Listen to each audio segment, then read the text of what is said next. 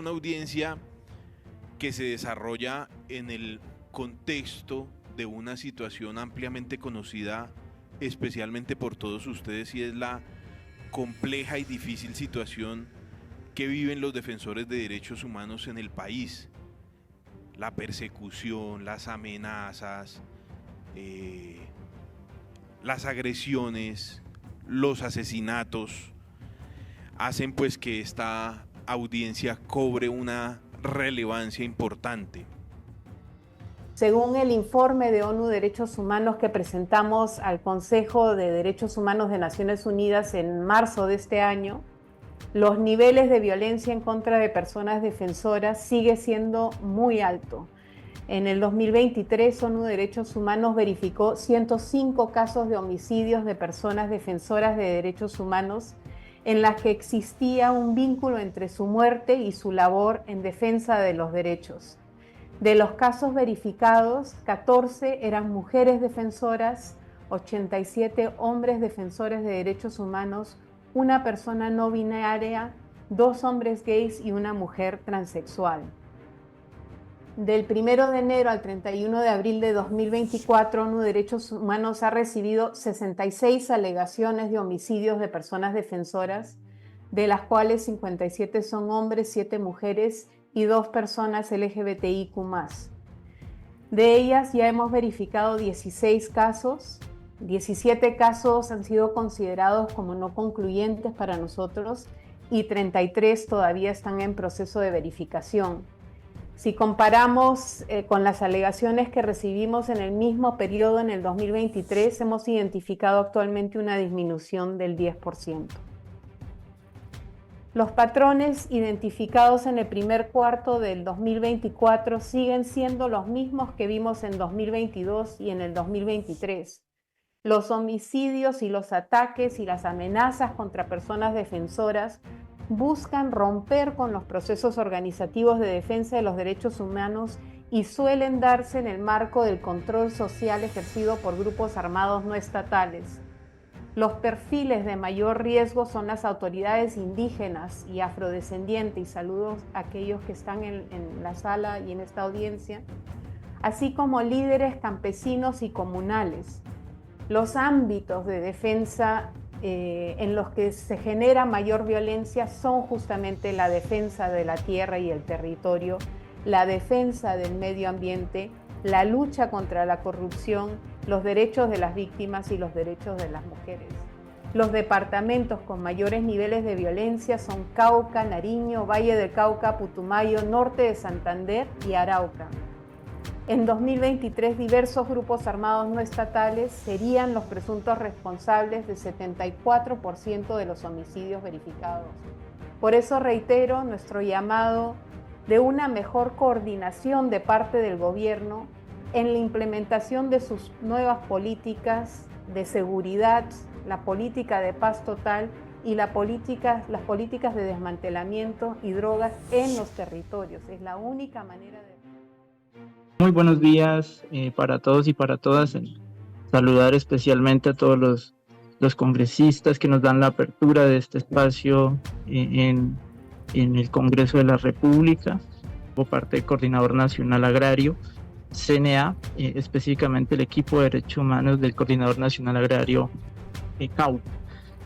Como tenemos 4 minutos, voy a ser muy concreto. Pues en el departamento del Cauca tenemos hasta el corte del primer trimestre del 2024 6 líderes asesinados, líderes y lideresas, 3 más de personas en procesos de reincorporación, 574 hechos de vulneraciones a los derechos humanos e infracciones al derecho internacional humanitario, entre los que se registran atentados, restricciones a la movilidad, secuestros, ataques a la población, reclutamiento forzado, que es uno de los principales problemas que desde el año pasado venimos denunciando y en los que se ha venido recrudeciendo el reclutamiento forzado en el departamento del Cauca. Combates, amenazas, pero principalmente se han venido presentando señalamientos a los liderazgos y una campaña muy grave que denunciamos aquí en contra de los liderazgos campesinos por señalamientos que generan un nivel de riesgo muy importante a su vida y a su integridad.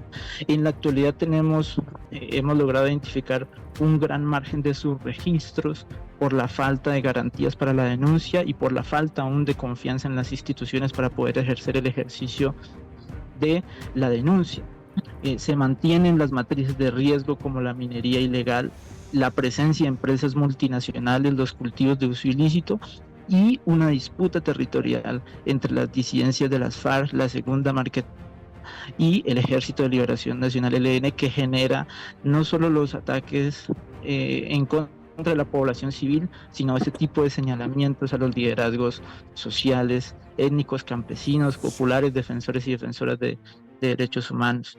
En la actualidad, como coordinador nacional agrario, tenemos nuestro vocero regional que está en este momento exiliado por señalamientos y amenazas de parte de las disidencias de las FARC. También pues nuestro compañero en el sur de Bolívar, Narciso Beleño, que fue asesinado presuntamente por paramilitares, quienes pues desde aquí extendemos una voz de conmemoración y una voz de solidaridad con nuestros compañeros del sur de Bolívar. El Consejo Comunitario Afrorenacer del MICAI, quien toda su junta directiva ha sido desplazada del territorio, se encuentra dispersa a lo largo del país y que aún recibe amenazas de parte de las disidencias de las FARC. Entonces, en ese sentido, nosotros preguntamos cuál es la ruta de protección de líderes y lideresas, qué ha pasado. Recordamos que cuando inició el gobierno nacional se puso públicamente la ruta de los 100 días de protección a los liderazgos sociales y defensores de derechos humanos, que no ha sido cumplida, porque nosotros seguimos. Mejor dicho, en este momento tememos por nuestras vidas. Ya perdimos a nuestra compañera, la presidenta de la Asociación de Juntas de Montañita, Caquetá. Nuestro presidente de la Asociación de Juntas ha sido en varias ocasiones, en varios espacios, señalado, amenazado.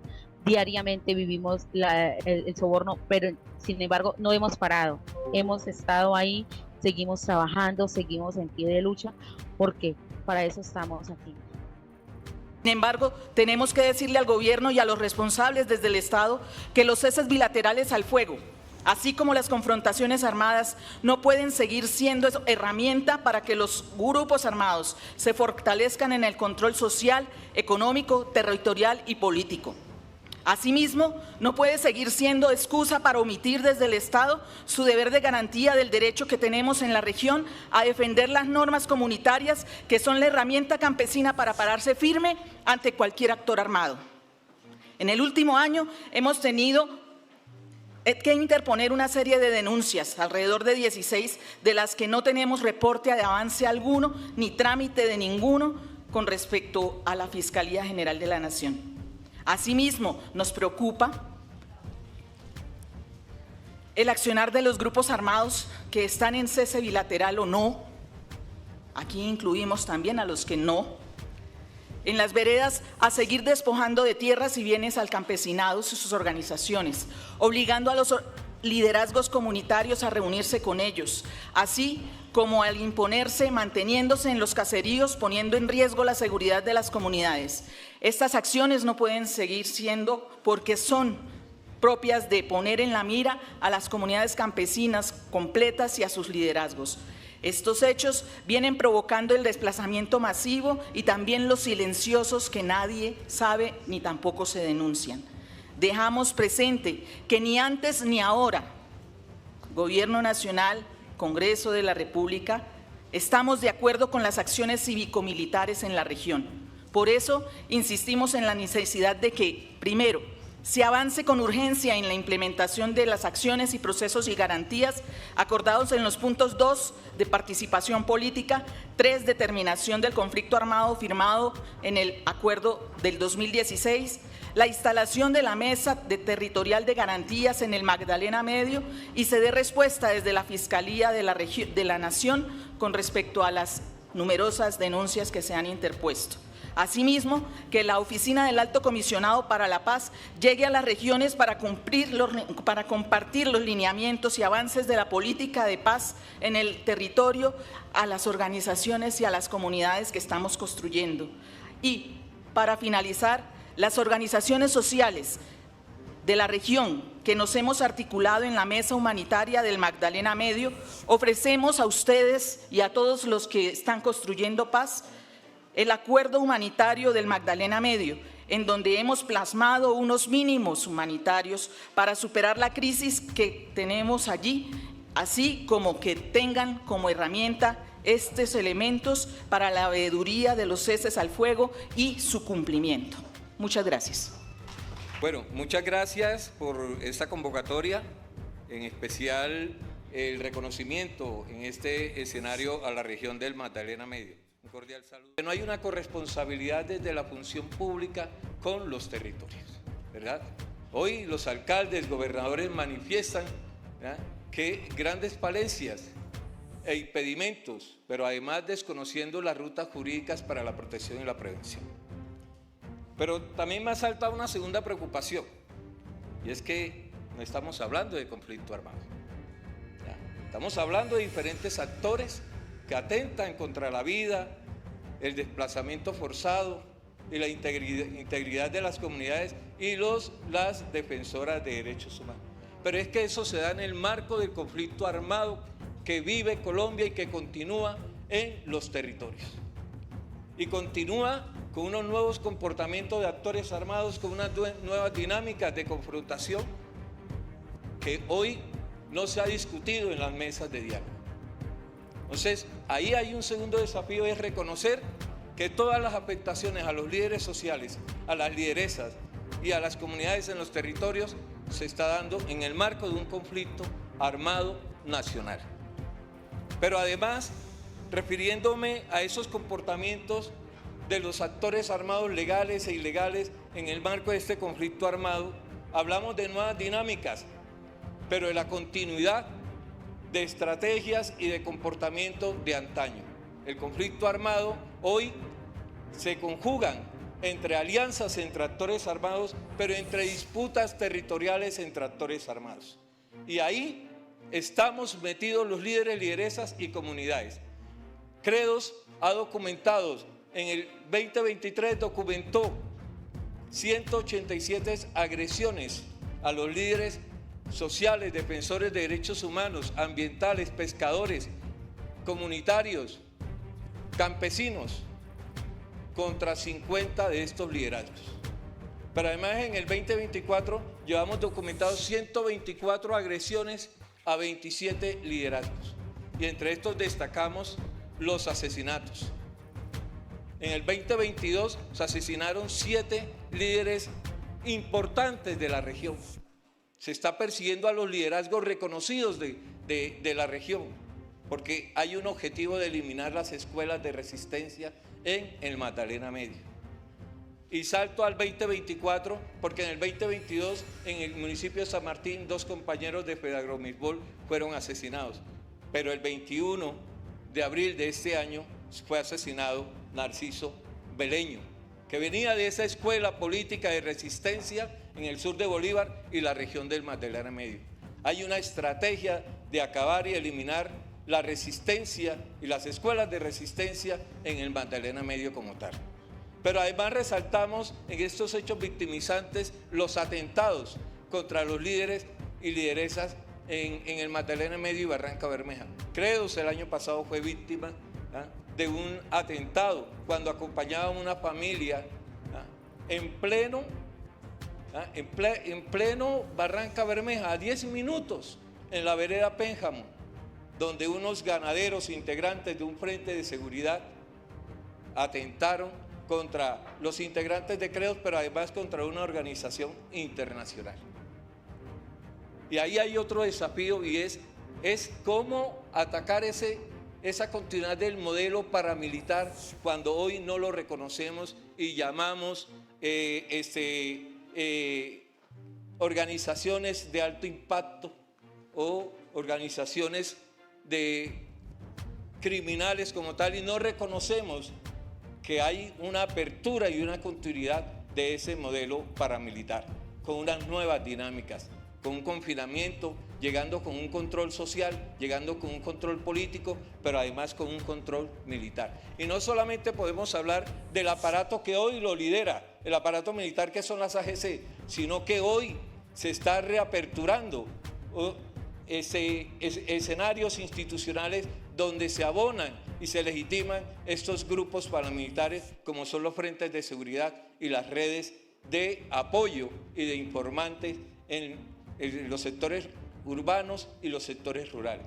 Ahí hay un gran desafío, es revisar esta normatividad que legitima a civiles que se armen para atacar a organizaciones sociales, organizaciones internacionales, líderes, lideresas, pero además atacar a las comunidades como tal que están allí viviendo este desastre, porque es un desastre a la vida, es un desastre al territorio.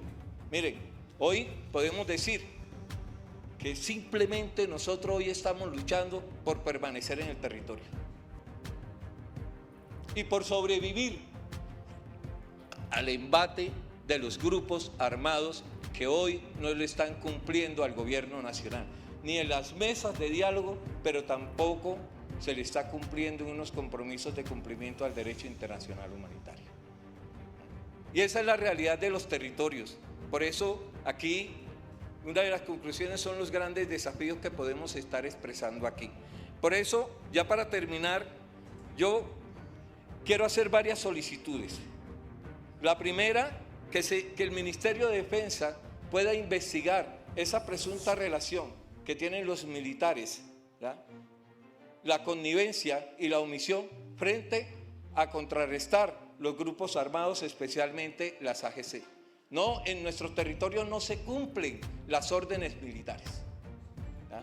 Cuando escuchamos a nuestro presidente Petro de que ha dado la orden de desarticular los grupos paramilitares, especialmente en el Magdalena Medio, no se están cumpliendo. Y no se están cumpliendo porque ahora, hace unos días, en Micomao, había en el pleno caserío un enfrentamiento entre las AGC y el ELN, ¿ya?, y a 20 minutos estaba el ejército. Y no, me regalan un minuto, lo solicito, por favor, y no actuó. Pero además hay repúblicas independientes en el municipio de San Pablo donde hay retenes públicos. En Pozo Azul, permanentemente y continuamente hay un retén de las AGC. Pero además en Puerto Wilches, en los corregimientos del Guayabo, Bocas del Rosario, Vijagual, hay casas tomadas en el caserío como bases de las AGC. Entonces, y eso lo saben los alcaldes y lo saben los militares. Entonces, ahí hay una primera solicitud de investigar, no solamente el cumplimiento de las órdenes militares, ¿ya?, de carácter nacional, sino también la relación, la connivencia y la omisión que tienen y la responsabilidad frente a la actuación de estos grupos armados. Igualmente, apoyamos la solicitud urgente de la instalación de la mesa de garantías a nivel nacional y la regional, la mesa de garantías del Magdalena Medio. Pero igualmente yo creo que es importante que la Comisión de Derechos Humanos del Senado de la República, ¿verdad?, lidere el posicionamiento de temas en las mesas de diálogo como el paramilitarismo, como las garantías de participación política a las diferentes agendas de las mesas de diálogo, pero además, ¿ya?, lidere el debate sobre la permanencia en el territorio, especialmente en el Magdalena Medio. No podemos seguir, ¿ya?, corriéndole a los agresores, a los armados, llevando en un soplo nuestra vida, como le ocurrió el sábado pasado a Yesid Vera, que en medio de un carrerón, como decimos allá, ¿ya?, evitó que le metieran un tiro en la cabeza, y su perro, ¿ya?, que iba detrás del sicario. Pero además yo almorcé ese día a 2 casas de donde salió corriendo Yesid Vera.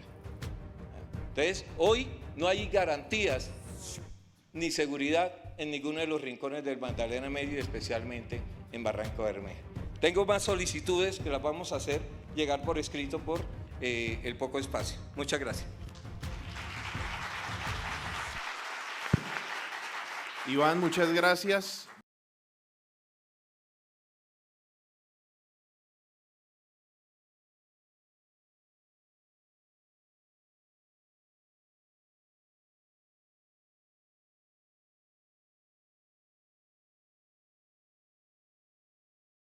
Ofrecer excusas y debo hablar muy lento, así que va a ser muy difícil que pueda hablar en 4 minutos. Mi voz está hecha nada luego de 15 días de una gripe muy fuerte.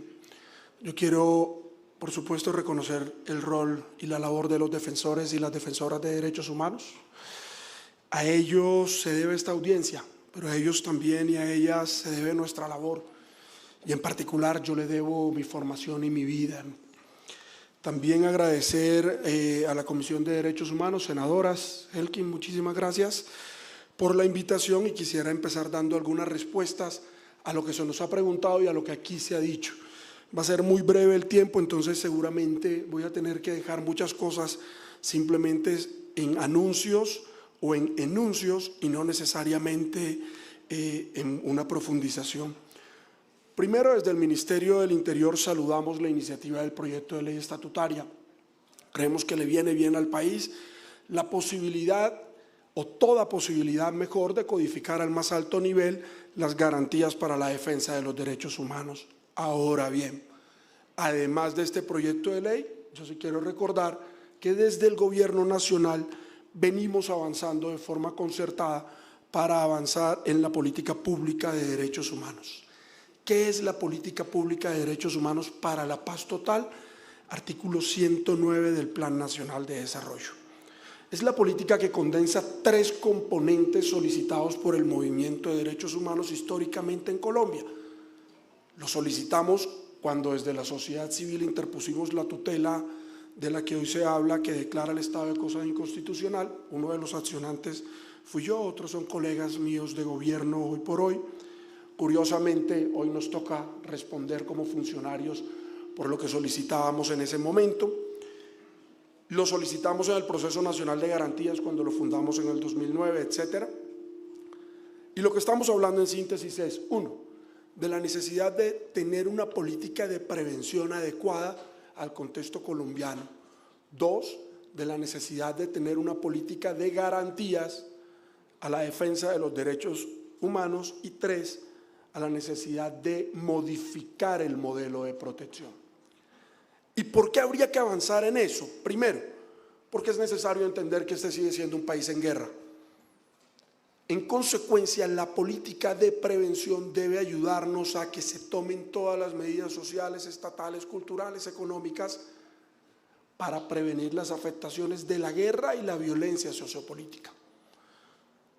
Pero llevamos años diciendo que lo vamos a hacer, y lo que hemos hecho una tras otra vez es crear nuevas estrategias y nuevas entidades, comisiones, funciones, etcétera, al punto que hoy básicamente los recursos del Estado destinados en la materia se van en reuniones y en visitas, y no en programas que sean fuertes, contundentes y con clara posibilidad de intervenir cosas.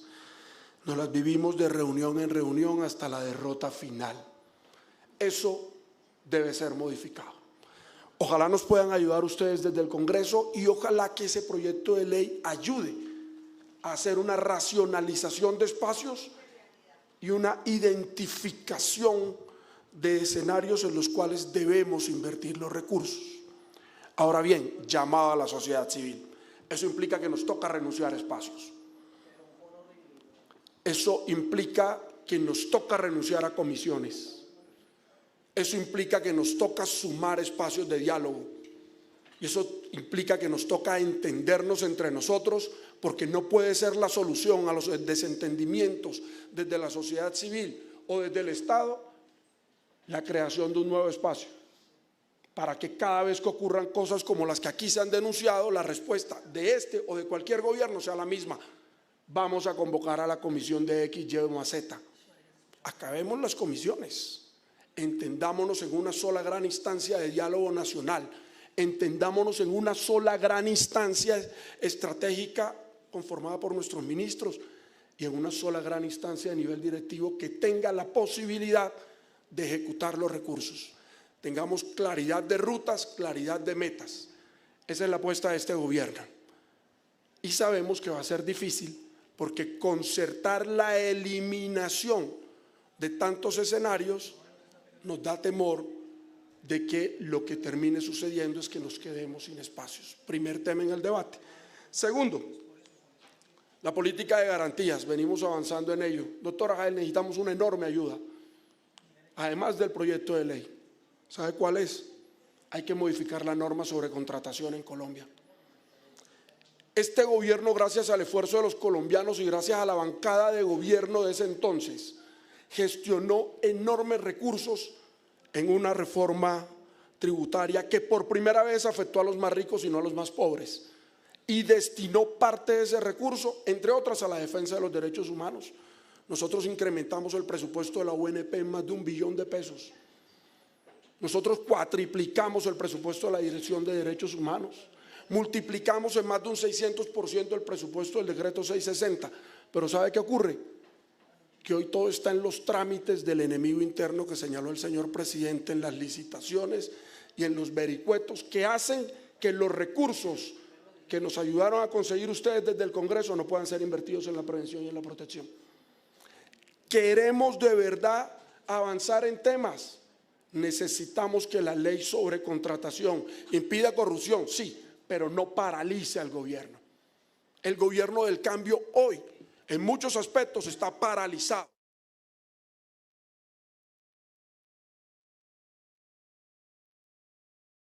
Corresponde llevar a cabo determinadas acciones, etcétera. Necesitamos ayuda del Congreso para eso, porque de lo contrario, las expectativas del gobierno del cambio de tomar toda esa cantidad de recursos que antes iban en corrupción y en pago de burocracia y destinarla directamente hacia las acciones que sirven a la sociedad civil, quedan navegando en los vericuetos normativos, administrativos, supuestamente para prevenir la corrupción. Tercero, creo que es importante que nos demos en cuenta de algo, voy a ir reduciendo, qué pena, que nos demos en cuenta de algo, o permítanme. Se nos hicieron ingentes llamados a la Mesa Nacional de Garantías. Fui su años. La Mesa de Garantías, ¿saben por qué no está puesta en funcionamiento, doctora Jael? Porque seguimos en licitación del operador logístico. Porque tenemos 503 observaciones en el Ministerio del Interior y tenemos que resolver cada una de las 503 observaciones y después vendrán las tutelas. A eso me refiero. Entonces, ¿cómo hago para mover 200 defensores de derechos humanos a un punto X de determinada ciudad de Colombia a reunirnos si no podemos usar los recursos que ustedes en el Congreso nos ayudaron a definir? Esa es la única razón por la que no se ha hecho la Mesa Nacional de Garantías y esa es la razón por la que no hemos hecho muchas cosas. Pareciese mentira. Ahí donde el director de derechos humanos se vuele la norma sobre el tema, ya no estaría aquí echando el cuento, seguramente estaría destituido y preso. De eso estamos hablando. No estoy pidiendo flexibilidad para la corrupción, ni más faltaba. Estoy pidiendo de que es importante dar un debate sobre cómo vamos a ejecutar el plan de acción del gobierno del cambio, porque de lo contrario va a navegar en los vericuetos que impiden el cambio hoy. 3, creo que es importante tener una reflexión. Señores, señoras, estamos en guerra. Y a veces, disculpen que le diga esto a mis colegas de la sociedad civil, y a veces nos estamos inventando cosas que no están cayendo al punto central. Yo sí estoy de acuerdo con Madero cuando decía, no se habla de conflicto armado. Es que a los líderes sociales los están matando principalmente donde hay guerra, donde hay actores armados que se han ido tomando el control. Necesitamos desmontar la guerra, o dialógicamente u operacionalmente. Pero hemos tomado buena parte de todas las medidas que se nos pidieron desde la sociedad civil para los temas de prevención y de protección, ya las hemos ejecutado en el gobierno y les puedo demostrar una a una. Esto no es un gobierno que estigmatiza, esto es un gobierno que promueve más protección. Este gobierno incrementó en un 87% la protección colectiva. Pero si no controlamos el territorio, pero si el territorio se nos sigue disputando por actores armados, pero si la impunidad sigue reinando, pues sencillamente el resultado va a ser el que estamos viendo. Necesitamos hablar de la superación de la guerra. Bienvenida a la Mesa de Garantías, tal como se lo dije a mis colegas de las plataformas la semana pasada cuando nos reunimos, 15 días después de firmado el contrato de operación logística, que si todo sale bien saldrá este viernes, la podemos convocar y ya los ministros e incluso el presidente están enterados del tema. Pero más allá de eso hablemos de cómo vamos a superar la guerra, hablemos de la transformación de la fuerza pública y hablemos de la superación del paramilitarismo. Sin esos 3 aspectos enormes y esenciales, todo lo demás que hagamos en Colombia lastimosamente seguirán siendo paños de agua tibia.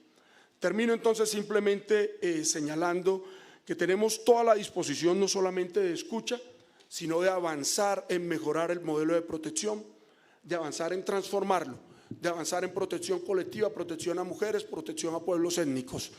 Pero necesitamos seriamente avanzar en que la guerra en Colombia deje de ser un presente y pase a ser un pasado como única fórmula de salvar la vida de los líderes y lideresas en el país.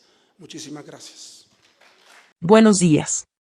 El Sistema Informativo Acción Legítima agradece su compañía y presenta en este capítulo las principales intervenciones realizadas por defensores de derechos humanos en la audiencia pública convocada por la Comisión de Derechos Humanos del Senado de la República de Colombia, el pasado 20 de mayo de 2024. Pareciera, dada la situación descrita en la audiencia, que el gobierno del señor presidente Petro optó por el extremo de inhibir la capacidad de disuasión militar como modo de avanzar en las negociaciones de paz.